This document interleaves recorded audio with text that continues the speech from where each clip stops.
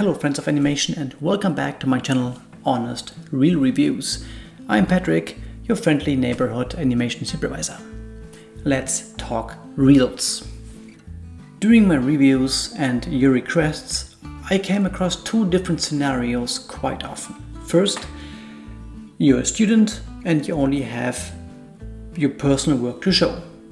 Second, you have some years of experience, you still only have personal work to show. Well, the first case is obvious. With no work comes no professional animations.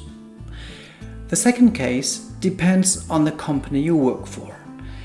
With great shows comes great shots. But if you haven't had the chance to work for such a good company where you have great shots, well, it's really difficult to get those. So the solution for many is then work in the evenings and create your own shots, because some people really want to push into the Hollywood movies, into the big companies, because working for those movies is great, to be honest. I love it. For me, it shows great passion if you manage to work on your personal animations while you have a full-time job. I did the same. I animated for Animate. And when I did this, I found it exhausting. But I really wanted to improve. I wanted to work for the great movies. Well, now I do, but it takes passion. So I know how it is, and I totally respect seeing good personal work from people who do this next to their real job. Experience comes with challenge and passion. If you don't get challenged at work as you want, challenge yourself. If you are happy with the work you have and you want to improve, you often need to sacrifice for that and put the work in and show that you can achieve the level of whatever company you apply for. Also, do research of the company you want to work for, be it MPC, Framestore, Veta, ILM, whatever, Pixar, DreamWorks. Decide where you want to go and work this direction and animate these animations to show them that you can do it, that you can animate the animations they do. It's really important that you research what kind of movies the company is doing you apply for, because they will hire specifically for these shows and with the skill set they seek for these shows. In our field, with great passion comes great animations, also with great reference. And now let's talk Boubkri Fouad. Boubkri Fouad worked already as an animator for about 8 years in different studios. So he worked, for example, for Ubisoft, did some game animation there, but mainly he worked for Vision to Watch and for Mammoth Studios, which I have no clue what they're doing. Mammoth Studios is also the only company in Morocco, so the chance for him to work on really cool stuff is really limited. So he did his own animations. And I'm really curious how the animations look like, and especially how we can help him today to improve and to get the cool job he wants. Well, let's watch his reel.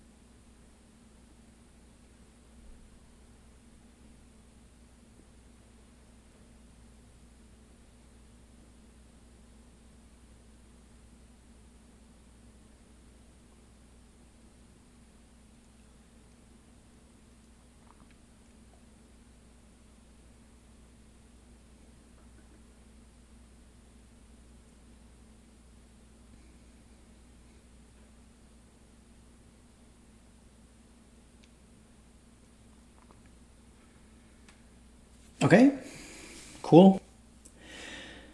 Yeah, as expected, I think we don't have any professional work in here. Maybe this one could be from a commercial, but I don't know. But the rest obviously is just pure personal work.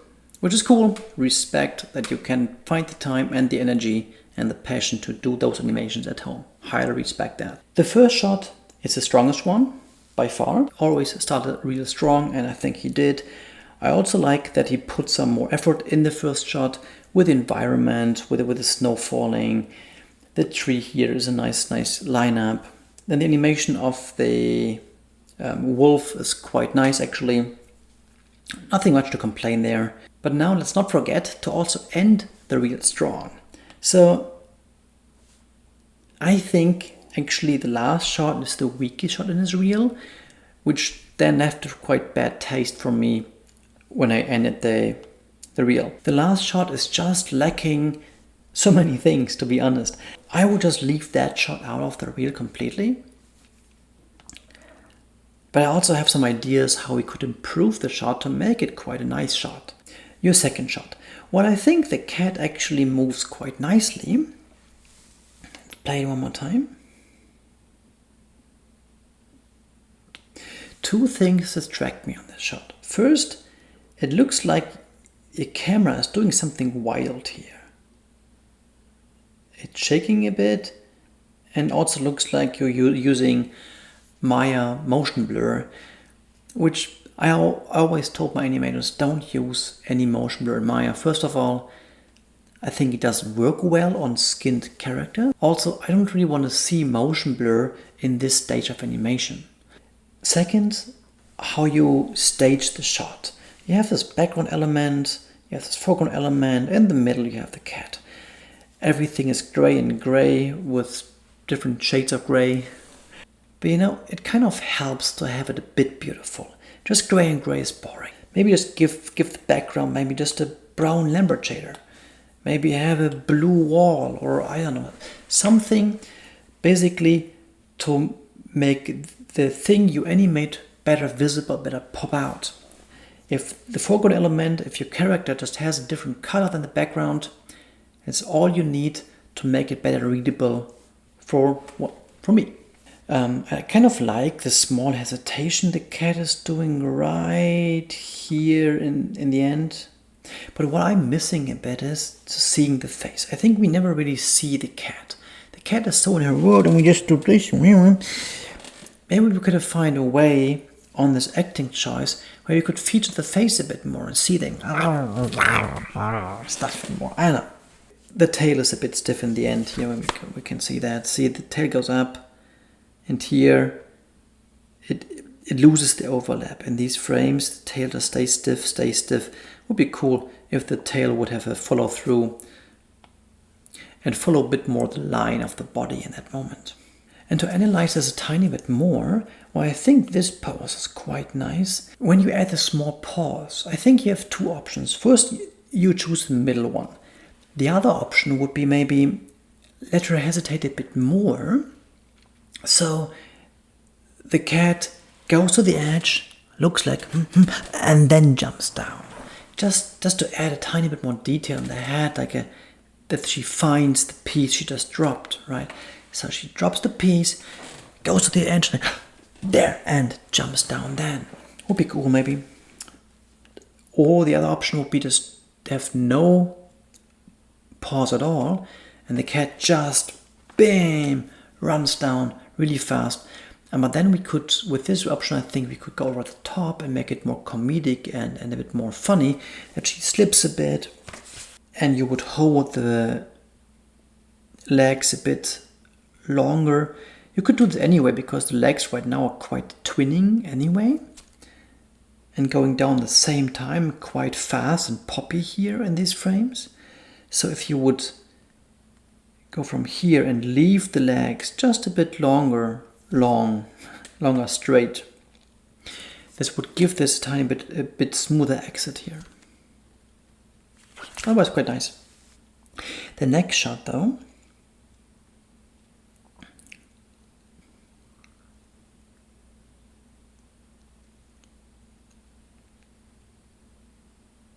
besides this one motion blur again, while the animation itself isn't bad, I think what you want to think about here to present your animation a bit better, would be maybe different camera angles. Also some colors wouldn't hurt. Like I said, have the character a different color than the background. Just show it better. Show your animation better. What I'm missing here a bit is the motivation side of the character, of the cat. Because when we think about creature animation, when we look at the big movies like Lion King or Mowgli or Jungle Book, all the characters, all the creatures are also characters. Because, well, they talk, right? So when they talk, you have a character. Because, well, cats have a character. For sure they have. But even they don't talk. And this has a bit of character, it has a bit of cuteness in here. But just think about it. How would this shot change if you give the character, the cat, a clear motivation, and if we show the audience that motivation? So what if we switch in the beginning here, maybe the camera from this angle, and we see the face of the character? Because, well, seeing the face is obviously always more interesting than seeing just the backside. And then we could hint like something is behind this this cupboard here, but maybe it's blocked. She can't go there. Make a small story out of it, maybe, you know. You give the whole thing motivation. So when we see that she sees something behind here, and we show what she sees, and then you have your action like, oh, what's behind there? Huh? Let me, and then we have suddenly the whole shot with motivation and a clear objective. She wants to go there, it's blocked, that's why she takes the other way around. Now, our skater dude. So, yeah, we need some research here, how a kickflip actually works. First of all, he's going around the corner without leaning in. He jumps off, and this is not how our skateboard lifts. The skateboard would tilt, the leg here would come forward.